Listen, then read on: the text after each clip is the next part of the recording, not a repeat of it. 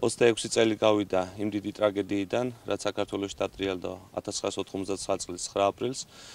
მათ შორის ერთ-ერთი გარდაცვლილი იყო თელავის რაიონის სოფელი აგურიდან და ჩვენ დღეს ახალგაზრდებთან, ბავშვებთან ერთად მოვედით მისი ოჯახის წევრებთან საფლავზე და კიდევ ერთხელ გავიხსენეთ ის ტრაგიკული დღე.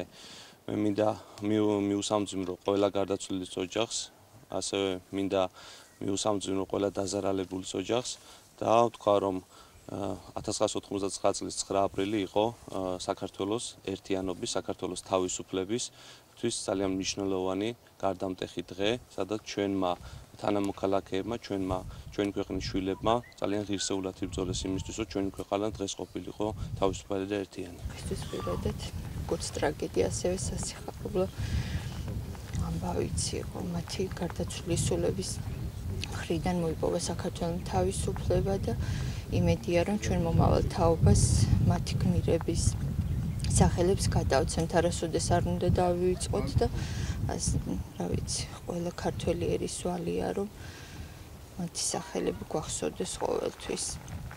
მადლობა ყველას, ვისაც ახსოვს დღევანდელი დღე და კახეთის გუბერნატორს, გუბერნიას, ყველას დიდ მადლობას მაგახსენებ ჩვენი ოჯახის დაფასებისთვის. დღეს ჩვენ პატივი მივაგეთ 1999 წლის 9 აპრილის დაღუპულ შარლო ქვასროლიაშვილის ხსოვნას. აღნიშნული თარიღი საქართველოსთვის ატარებს ორმაგ მნიშვნელობას, არის როგორც ტრაგედიის დღე, როგორც მწუხარების დღე, ასევე არის ერთიანობის და გაერთიანების დღე. იმიტომ რომ ყველას გვახსოვს, რომ როგორი ერთმუშტად შეკრული იყო მაშინ მთელი ერი, ნებისმიერი საფრთხის წინაშე უკან არიხევდნენ და იყო საოცარი ერთსულოვნება.